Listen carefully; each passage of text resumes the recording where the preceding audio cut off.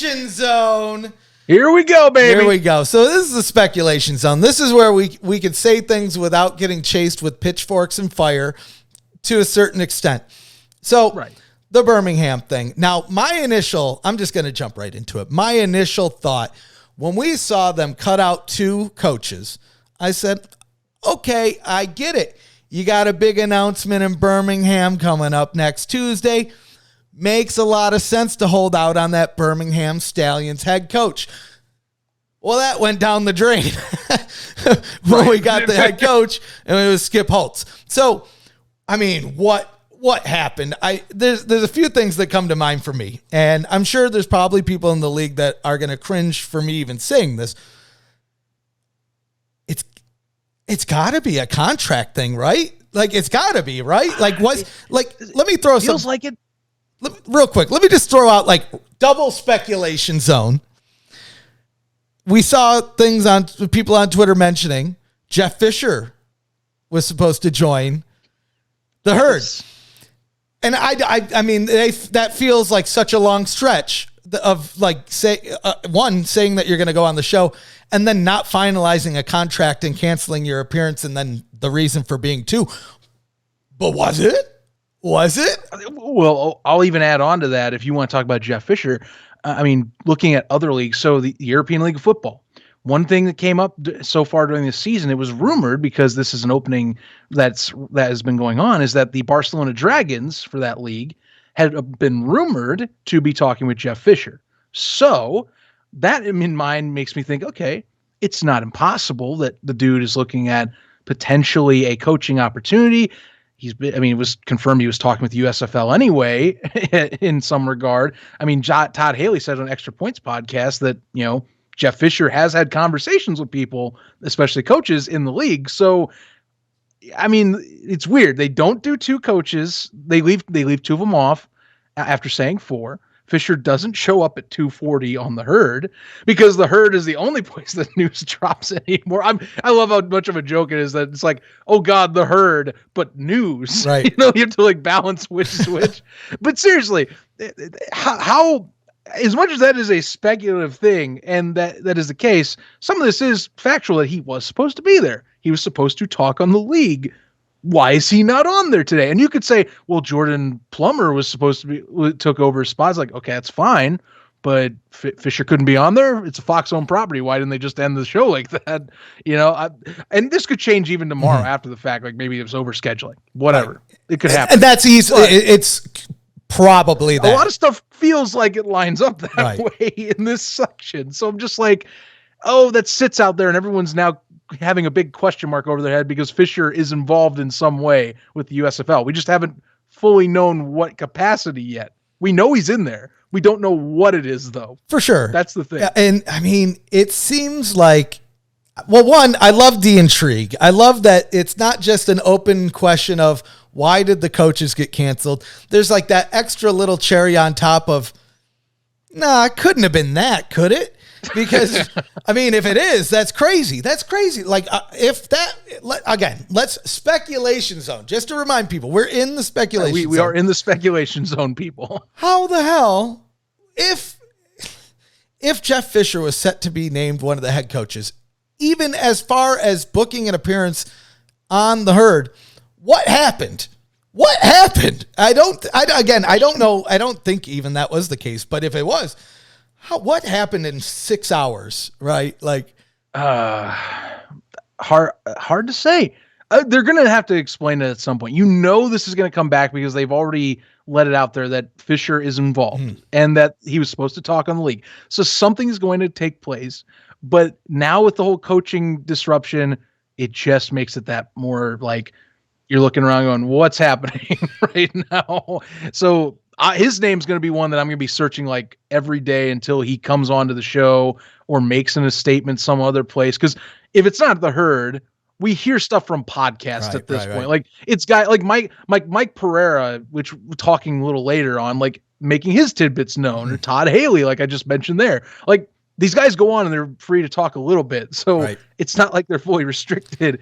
And the PR, as we said, isn't really giving everything away. But Fisher's coming up somehow. Someone's going to drop the beans on what he's doing with the league. We just need to hear sooner rather than later is what I'd like to see. Now, what I hope didn't happen, because this will make me and probably a lot of people online feel bad. But what I hope didn't happen is that Fisher was supposed to be on the herd, was supposed to be announced a coach, and had some like family emergency that he had to leave to. That would I get that? I mean, boom, that answers it. That to me forgives the whole situation.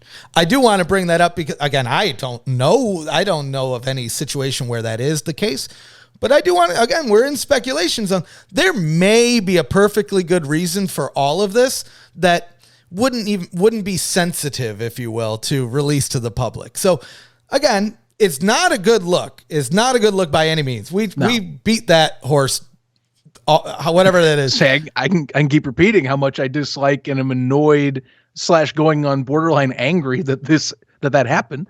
But yeah, I mean, there's stuff surrounding it. Obviously, Fisher didn't show up.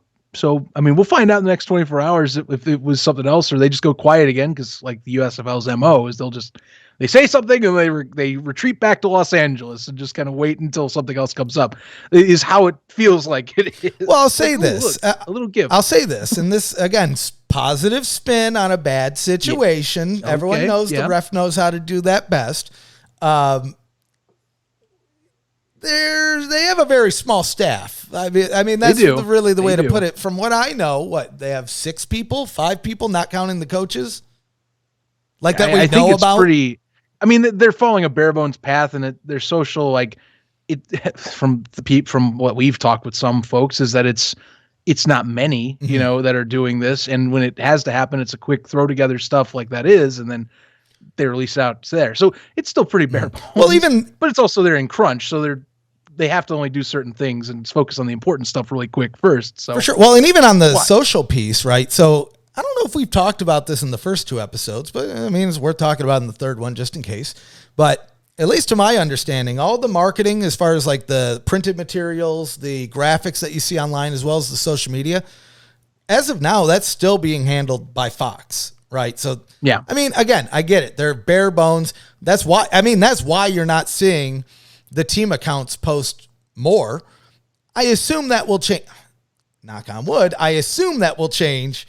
We'll get some players and assistants and coaches in, get into training camp. I mean, that's the idea. Like once training camp hits, in March, they better have some video content coming out on a regular basis. I know I want to see it. I know you want to see it.